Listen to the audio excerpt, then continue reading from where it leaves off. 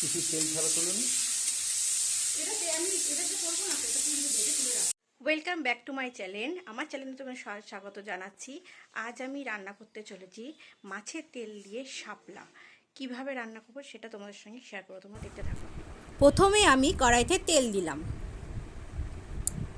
তেলটা একটু গরম হলে আমি মাছের তেলটাকে একটু ভেজে নেব, নাহলে কাঁচা দিলে একটু গন্ধ বেরোবে, আষ্টে গন্ধ। তাই জন্য আগে আমি মাছের তেলটা অল্প হয়ে গেছে, তোমরা একটুখানি বেশি করে নেবে যাতে স্মেলটা একটুখানি ভালো লাগে বা ভালো বেরাবে।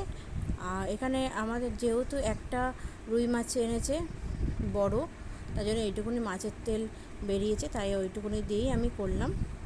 আমিও প্রথমবারই করছি এটা, কেমন হবে জানি না, বাট খেয়ে আমি বলবো যে কেমন হয়েছে।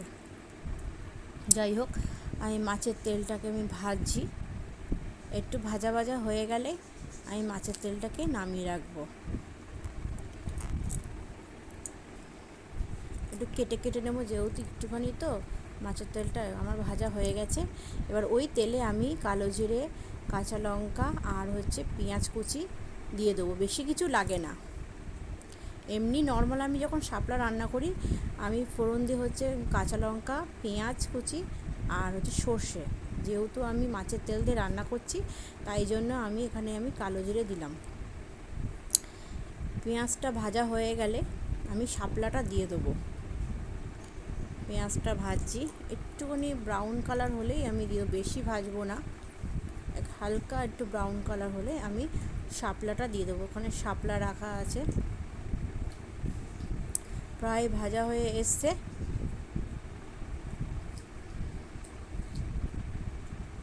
এবার আমি এই যে শাপলা এখানটা রাখা আছে,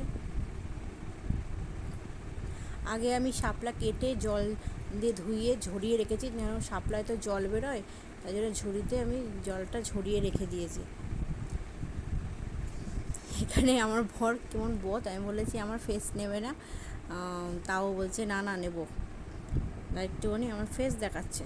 আমি বলছি আমার ফেস দেখানো আমার ভিডিও করা আছে, আমি ওইটাকে এডিট করে বসাবো। যাই হোক, আমার পেঁয়াজটা ভাজা হয়ে গেছে, এবার আমি শাপলাটা দিয়ে দেবো।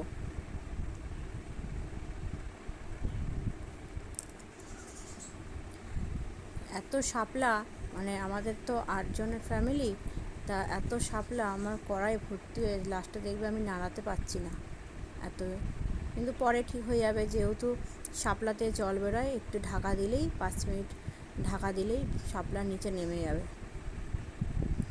শাপলাটা দিয়ে দিলাম। এখানে আমি নুন আগে দেব না, কেন যেহেতু শাপলায় জল বেরোয়, নুন দিলে আরও জল বেরোবে, তাও সেহেতু এখানটা এখন শাপলাতে নুন দেব না।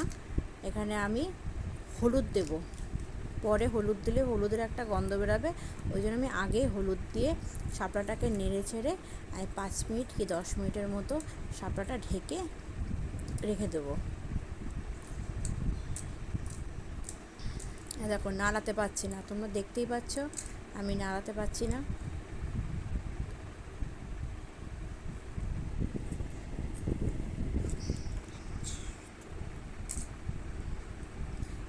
অনেক কষ্ট করে নাড়ালাম, এবার ঢেকে রাখলাম, 5 মিনিট ওয়েট করব, তারপরে আমি ঢাকনাটা খুলে দেবো। এই যে 5 মিনিট হয়ে গেছে, আমি ঢাকনাটা খুলে দিলাম। এই যে অনেক নরম হয়ে গেছে, আর একটুখানি হবে, কেন এর মধ্যে মাছের তেলটা আমি অ্যাড করব, আর একটুখানি হবে।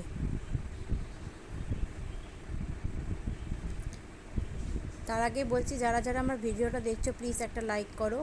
এই দেখো আমি এখন নুন দিচ্ছি, এবার নুন দেবো, কেন জল যা বেরোনো বেরিয়ে গেছে। এবার নুন স্বাদ মতো লবণ দিয়েছি, যে যেরকম খাও সে সেরকম লবণ দিতে পারো, কেউ কম খেতে পারো, কেউ কম বেশি খাও, সেরকম তোমরা নুনটা দেখে নেবে। আর একটা ফ্লেভারের জন্য 2টো কাঁচা লঙ্কা, আমি কাঁচা লঙ্কা দিয়েছি আগে ফোড়নে, কিন্তু ফ্লেভারের জন্য কাঁচা লঙ্কা আমি অ্যাড করছি। কাঁচা লঙ্কা গন্ধটা খুব ভালো লাগে। দেখো কতগুলো শাপলা দিয়েছি, তার মধ্যে দেখো এইটুকুনি হয়ে গেছে।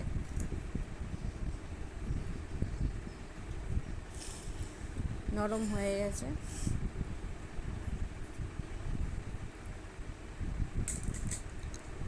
শাপলা হয়ে গেছে।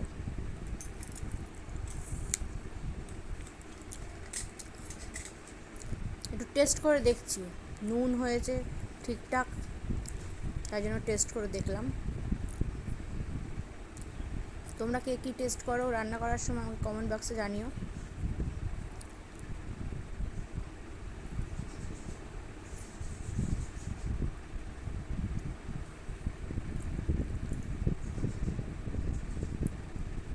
অ্যাকচুয়ালি এরকম করে আমি রয়েছি কেন, পিসি শাশুড়ির জন্য আমি তুলে রাখলাম। এই যে আমি মাছের তেলটা দিয়ে দিলাম।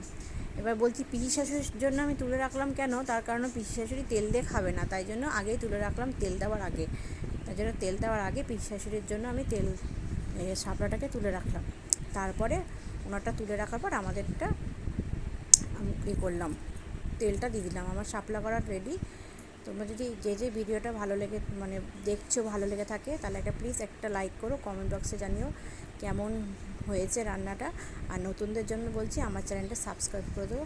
ভাই এখানেই আমি আমার ভিডিও শেষ করছি। দেখো কি সুন্দর একটা মানে ঘ্যাট মতো এসছে। তোমরা এই রেসিপিটা অ্যাপ্লাই করতে পারো। আমিও প্রথমবার অ্যাপ্লাই করলাম। বাই।